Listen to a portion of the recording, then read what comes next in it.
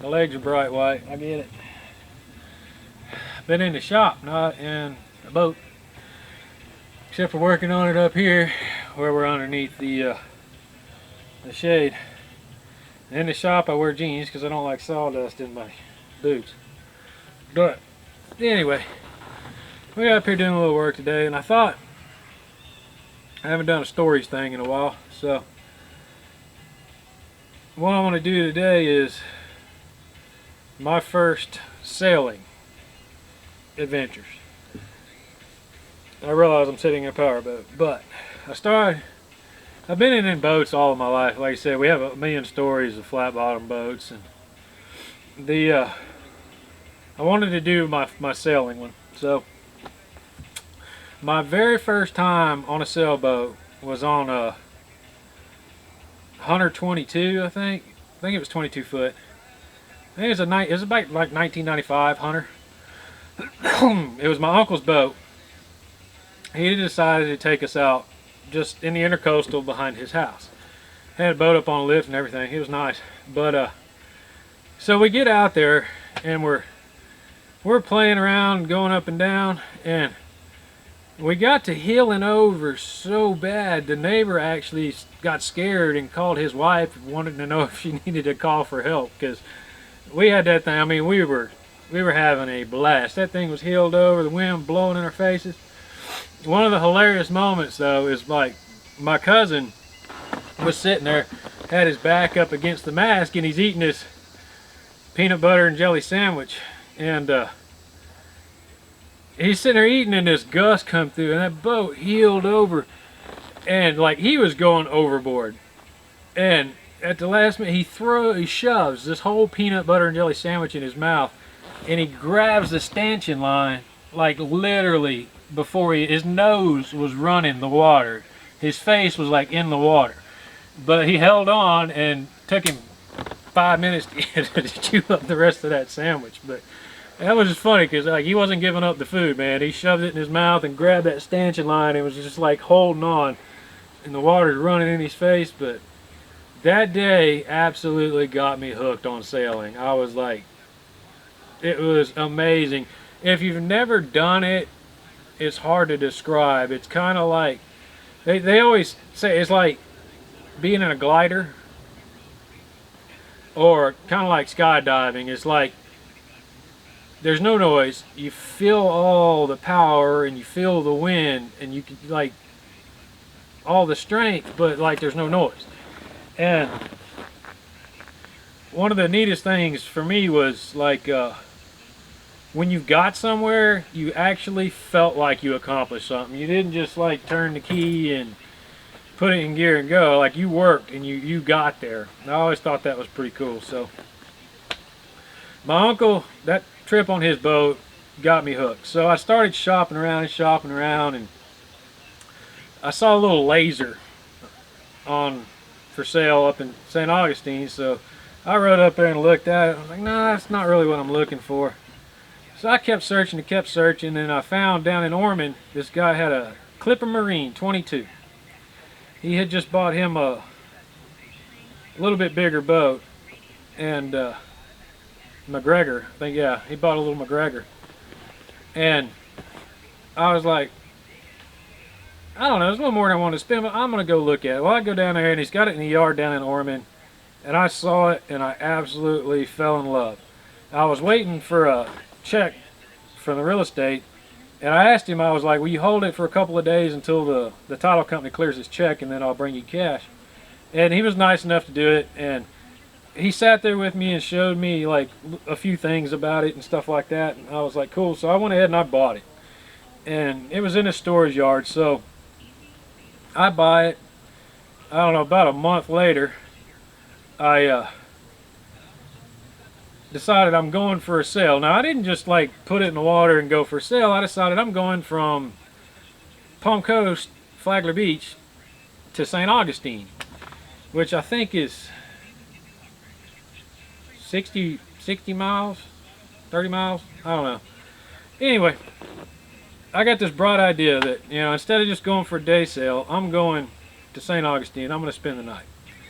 So I load myself into this boat, and I had my dad drop me off at this little ramp there, and I fire up. It had this little Evinrude 5-horse on it, and I fired that thing up, and I'm headed up the intercoastal. So I go a little ways, and I'm like, I actually motored up to my aunt's house. She lived in the hammock on the intercoastal, or Bing's Landing, and I motored up there, and I stopped and said hi, and from there I decided, okay, it's time to sail. So this is where it gets a little crazy. I get the sails up, and man, I'm feeling like, man, I am king of the world. I got the sails up. I'm going along, getting up towards marine land. It's like life is great. Well, it turns out I was fixing to be the jester, not the king, because I had bought a little inflatable boat to get back and forth to shore, and I didn't have a pump. I didn't really have much electricity on the boat, so I decided to just put it up on deck and strap it down. Well, it was kind of hindering my view. That's lesson one. Don't do that. Don't put anything on the decks that's going to impede the view. As I'm sailing along, and all of a sudden, crash. It literally sounds like I got hit by a freight train. I ran into the channel marker in front of marine land. Now, because of the dinghy, I couldn't see the channel marker, so I hit the channel marker, and I finally figured out, okay, what happened?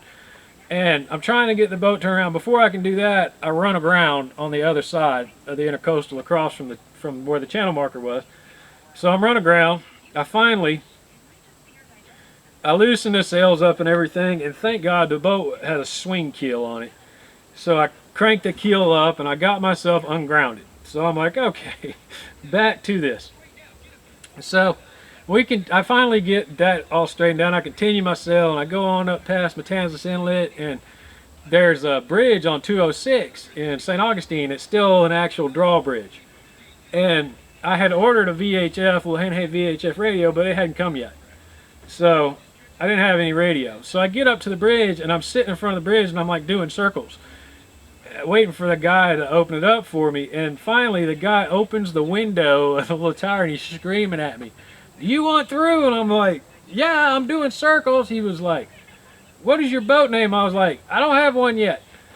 And he was like, "All right, hold on a minute." And then he finally opened the bridge for me. As I'm going through, he's yelling at me, "You need to buy a radio." I was like, "Man, it's in the mail." So anyway, I finally got through safely through the drawbridge. I had the sails up, but I motored through because I didn't want any more issues like the channel marker. So finally, I get up to St. Augustine, and I'm at there's a little mooring field out in front of downtown there.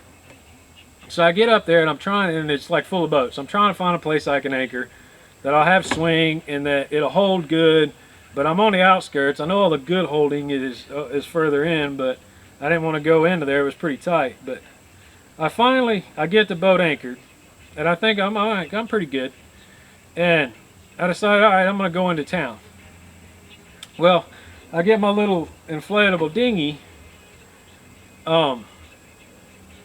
off of the deck, and I put it in the water, and I'm starting rowing over, and like the beach is all oysters, and the wind is honking through there. There's a current through there, and I'm in this little inflatable paddle boat. No electric motor yet or nothing. So I start going in. Well, there's like a little fort. I don't know if it's National Guard or something. So as I'm starting to get to the shore, the guy's like, "You can't anchor here. You can't come in. You can't put in here." And I was like, "Dude, like what? I'm in on a friggin' inflatable. What am I hiding?" Because this is like right after September 11th, so they were being super cautious. But I'm like, "Dude, what? I mean, come on." He was like, "No, you got to go down." So I'm like, all right. So I'm paddling and beating the waves. It probably took me an hour to go a couple 100 yards away. Well, I finally pulled the little boat up on the beach, and I went in and walked around town and all that, and I got something to drink and all that, and then I was like, okay, well, it's after dark now.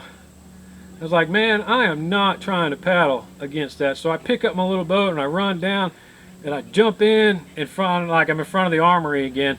So I jump in, I'm paddling away, and they lit me up with spotlights and stuff, and I'm just paddling, and I'm like, wait, I'm like, y'all can't stop me now. So they spotlighted me all the way back to my little boat, and I climbed up on my little boat and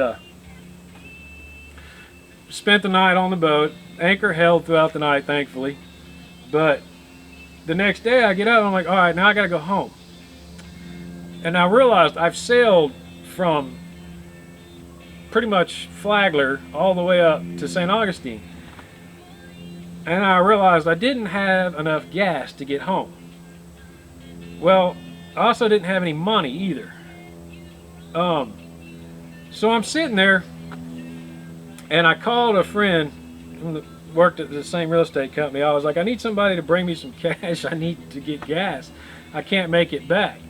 So I get hold of Charlie, and in the meantime, I'm anchored out, and it is rocking and rolling. I'm getting a little bit seasick. I was like, we're straight into the inlet. I mean, it was rolling.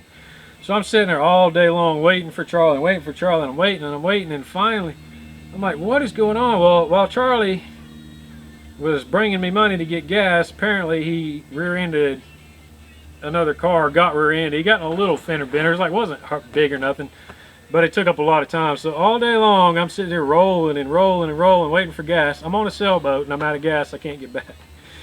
Yeah, you can't really sail against the wind in the intercoastal. It's not wide enough to tide. So the wind was perfect going to St. Augustine, but I didn't think about getting back. So finally Charlie gets there and gets me gas, and I fill up my little gas can at the marina there, and I take off, and I'm motoring, and I get back to the bridge, and the same thing. I'm circling, waiting for the guy, and finally opens the bridge, and I get through there, and I get almost back to where marine land is, and I realize I'm out of gas again. I've been motoring this little thing, and yeah, I'm out of gas again, and it's getting close to dark. So there's an old marina at Marineland, and it's been closed for years, but I saw some guys in there. I'm like, guys, can I just tie up at least for the night so somebody can bring me some gas? And he was like, you can't tie up in here, just tie to the channel marker. Now, understand, don't tie to channel markers, but this was a channel marker inside of the closed marina at the entrance there, so it wasn't like in the navigation channel. So I tied up overnight to this marker, and I called, and my mom the next day brought me a gas can. Somehow she made it through the closed marina and brought me the gas can. I put the gas in, and I get to the rest of the way back down. I had my dad pick me up there in Palm Coast. Well, to top off this eventful excursion I had, I get there, and Dad backs the trailer down, and I load this sailboat up onto the trailer, and I've got to take the mast down because you have to haul it. But when I was doing that, I didn't have the little fancy ring to hold the stay on the front, so I just stuck a little, like a metal staple through it to hold it from coming off. Well, the tension from turning the stay, when I pulled it, it spun, and that staple ripped into my finger and ripped out, and it mangled my finger bad. Thankfully, it could have been a lot worse. Thankfully, it ripped out the way it did. It was bad. I was bleeding everywhere. So, and if that wasn't bad enough, as I start pulling the sailboat up onto the trailer, me and the trailer and the sailboat take off down the boat ramp into the water. I don't know how. When Dad put the trailer on, he had it setting on top of the ball. It wasn't actually latched to the ball. Thank God he made it down to the boat ramp with no issues, somehow. But, well, yeah, when I loaded the boat onto it, the boat, me, and everything rolled off into the water. So we ended up getting the truck backed in far enough, and I got the trailer back hooked up and locked down. Finally got the boat on there, got it locked down. We hauled it back down to Ormond where the yard was, and backed it in and left it, and I went home to get cleaned up and fed and all that. And it was funny because apparently the guy that I bought the boat from, his boat was still next to it at the time. This is before I moved it to another yard, but he was still next to it, and apparently he came down there and saw the boat, and he was like, next time I saw him, he was like, man, you sure came in here at the 11th hour. That boat's a mess. And I'm like, yeah. And I kind of told him the story about it, but for our first sail, it was absolutely rough, man. Like, running into a channel marker, running aground, running out of gas on the sailboat.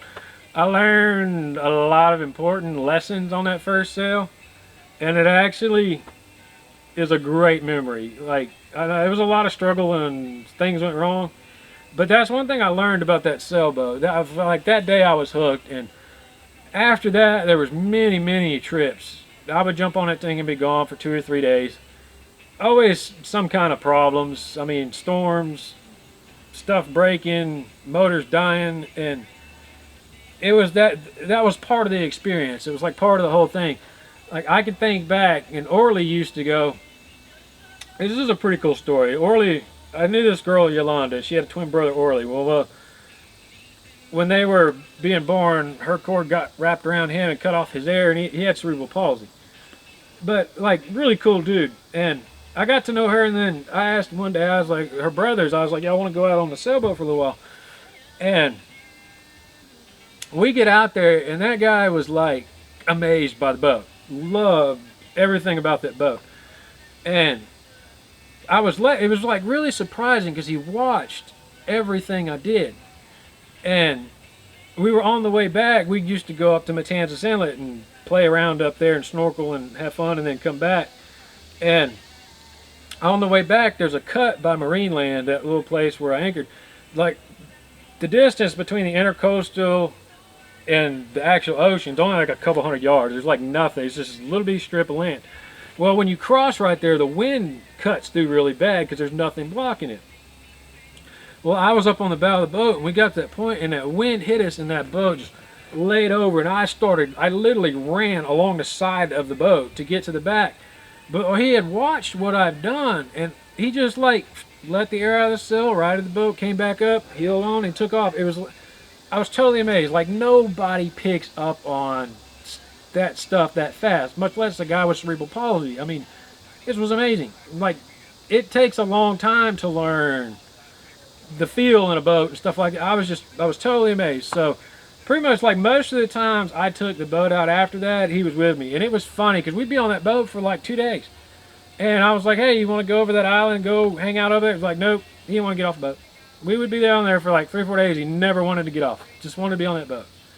And like I said, we and him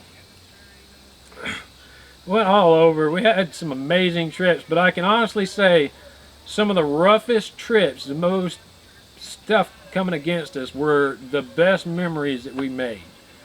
But I'm getting a little long on this, but I just wanted to, yeah, that was my first introduction to sailboats, and I will have one again another time. But I had another hunter after that, but yeah. No, sorry, I just wanted to tell that little story. That was me and my first adventure with a sailboat. Thanks for watching.